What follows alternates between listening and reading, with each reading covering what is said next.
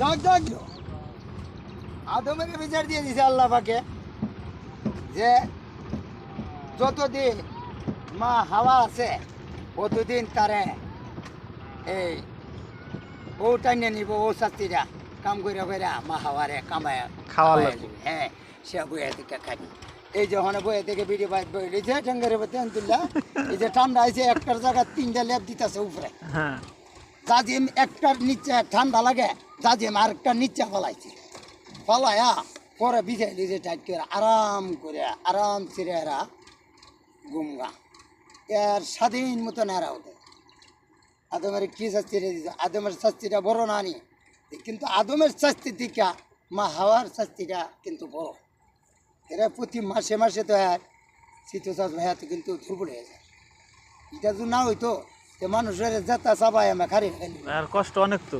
হ্যাঁ হ্যাঁ তার কষ্ট হয়।